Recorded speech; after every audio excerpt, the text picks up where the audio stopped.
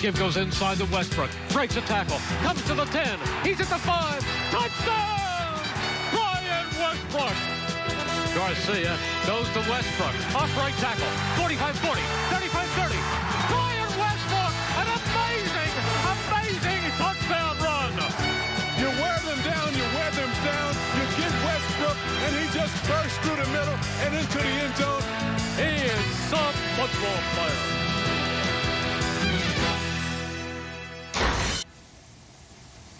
We now welcome to the show a legend of the game. He's a two-time Pro Bowler and an All-Pro. He's third most rushing yards of all time for the Eagles and touchdowns on that list. He's a member of the Eagles Hall of Fame.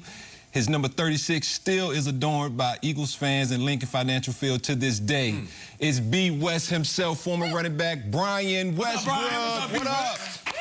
Good morning, guys. Good morning. How's everything going? Good. Oh, going good, going good. Let's start with the Eagles' Week 5 win over the Panthers. You tweeted, as a player, it was always funny when fans weren't satisfied with the win. Yeah, we could have played better at times, but wasn't the ultimate goal to win the game? Ugly, cute, winning was the goal. So let's start with the quarterback, Jalen Hurts, who had a rough start to the game, but got the W. Ugly or not, a win is a win. What do you think of Jalen Hurts under center in Philly? Well, you're right. I mean, there were plenty of fans, especially in Philly, basically saying, man, we should have won by more points. We should have did this. We should have did that. But at the end of the day, we won the football game. That's the most important part. Don't be upset about a win. Be upset that we won the football. Be happy that we actually won the football game. And so when I look at Jalen Hurts, I believe he's a work in progress. He's a young quarterback that has started a total of 9 games in the NFL, 5 this season and 4 last season towards the end of the year. And I think he's a work in progress. He has shown that he has the ability to win. He has a grit, the determination. The players love him. They love playing with him. Now he just has to perfect his game. And over time, when he has enough reps, when he has enough time as a starting quarterback, he will perfect his game and he'll be a much better player. But it's going to take time for him to develop. It's going to take time for him to be that franchise quarterback that everybody in Philadelphia wants him to be. Brian, the quarterback on the other side was born in 1977, and he is playing like an MVP. He might win the MVP this year, Tom Brady. It's fascinating. It's maddening in a way. You understand this? The body starts to change. You got the kids pulling on you. The diet changes, aches and pains and all that. What do you make of this guy, as much as we've made of it? 44 years old, playing as well as he is. Listen, I retired 10 years ago, and I knew my body at that point. Probably 2 years before that was saying, hey, this is enough football. And for Tom to still be playing at this point is just impressive. His longevity, his focus. I mean, just think about this. When you're young, you don't have any money, you don't have any Super Bowls, you haven't won anything. It's easy to be solely focused on winning and trying to win championships and getting paid. But now he has money, he has championships, he's gotten, he's done everything that you could do on the football field, but he still remains focused. To me, that's the biggest and the thing that I look at the most. How does Tom Brady remain focused when everyone else in the world probably would have been thinking about different things? What's the next chapter in my life? He remains focused solely on football and becoming the best quarterback and player that he can be. That's probably the most impressive thing that I see in Tom Brady. Love it. Brian, so good to see you. Let's talk a little running backs, shall we? You are on a very impressive and very short list of Eagles greats. I'm talking you, LaShawn McCoy, Steve Van Buren, Wilbert Montgomery. Talk to me about Miles Sanders. Struggled a little bit to start the season. What do you need to see from him to make sure that he becomes part of that esteemed list of great backs with the Eagles? Some really good players on that list, Kay. It's great to see you. I think for Miles, he's going to need the touches. He hasn't got very many touches this season, and I think it's for a reason. And let me tell you what I think about Miles Sanders. First of all, I think he's a great player. He's shown quickness this year. He has the ability to take a 5-yard run and turn it into a 75-yard touchdown. We've seen him do that in the past. So he has all the skill set that you need to be a great running back. The one thing that I think he can improve his game in is catching the ball out of the backfield. It's already been proven that Nick Sirianni wants to throw the football. He throws the ball an awful lot. And so he needs a running back that has the capability to stand in the backfield and be handed the football, but also be able to catch the ball out of the backfield. If Miles Sanders improves in that area, I think now he'll be the type of running back that can stay on the field all 3 downs. That's the type of running back that Nick Sirianni wants. But until he does that, I think Kenneth Gainwell will continue to take some of those reps because he catches the ball very well out of the backfield. Yeah, Brian, we have you on the show, and I look at you, and it's like, all right, there was Roger Craig, there was Marshall Faulk, there was Brian Westbrook, and it was a very certain kind of running back. We'll get you the yards in the running game, but almost more dangerous in the passing game. Today's generation is Kamara, of course. I like to talk about Cordarrelle Patterson, what he's doing down in Atlanta, going from a wide receiver and a kick returner to now basically being the #1 back in Atlanta. When you see that reverse of it being a running back going to wide receiver, no, wide receiver to running back, how impressed are you with what he's doing out there for the Falcons?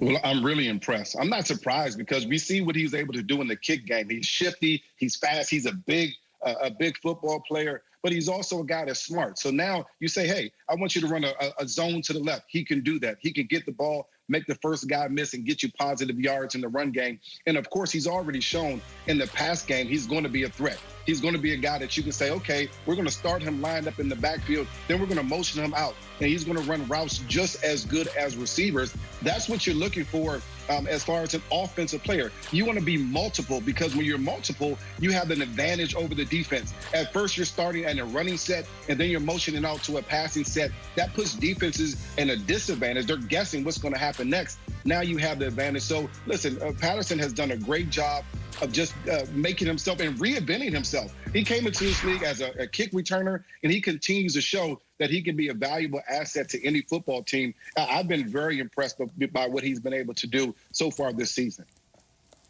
Many coaches have tried many things with him. It's awesome to see him really fit in what's going on in Atlanta. Right, let's go back to Philadelphia.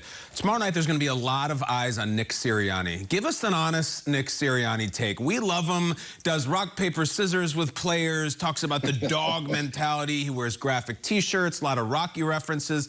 It's fun. It's great. What are your impressions as an ex-Eagle of the current head coach?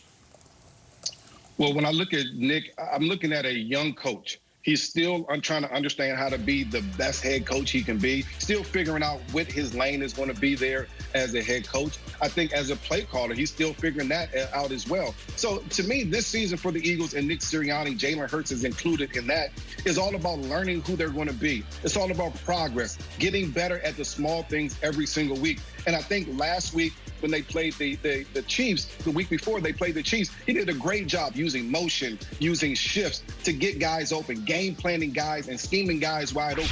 I think the beginning of the Panthers game, he didn't use as much motions and shifts, and they struggled in that first half. They kind of got things going in the second half. To me, that showed progress. That showed me that he saw things weren't working in the first half, and now we have to change things up in the second half. That's important. So as far as the season goes, I want to see Nick Sirianni get a little bit better every single game, and then we'll judge him at the end of the season. We'll see where he had some shortcomings, see where he had a lot of success. But every single week, we want to see him get a little bit better, and he's done that thus far over the first 5 games of the season. That was a great comeback win, too.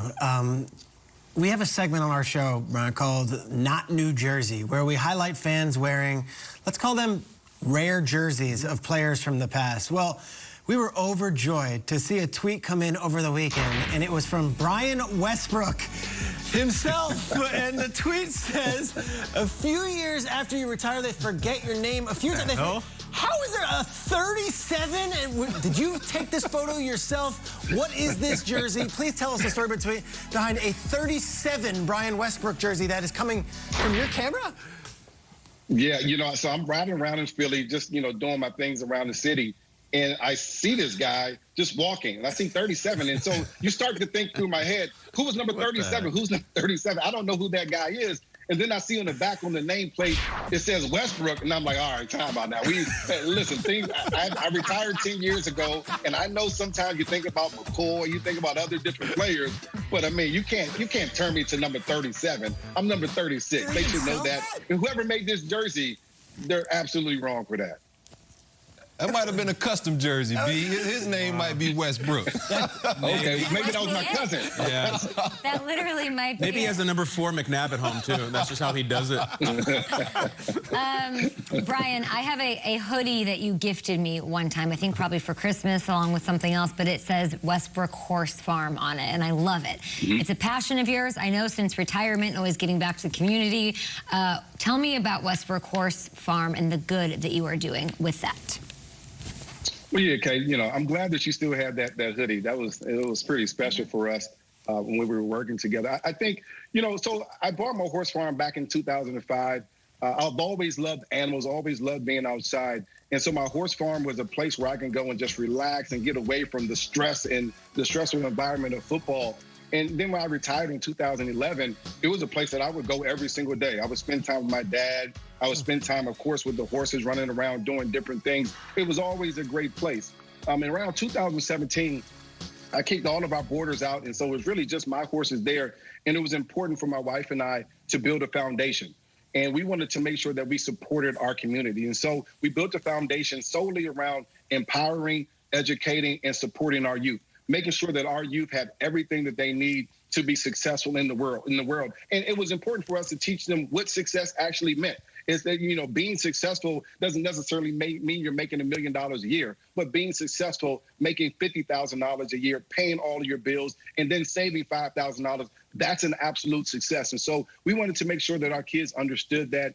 And through our foundation, we've been able to impact and empower so many of the young kids so far. And this year, we're able to add science and data analytics to our package, and the things that we're offering in our camp is going to be super additive, an addition to us and to our kids.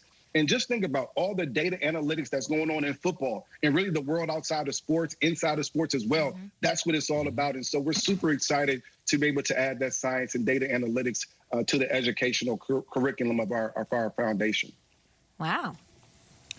Wow, that's amazing, amazing. Well, B. West, thank you for waking up this morning, joining us here at the breakfast table. We appreciate your time. As always, man, I love you, bro. Thanks. Thanks, bro. Take care now. Number 37. You kicked out the boarders, though?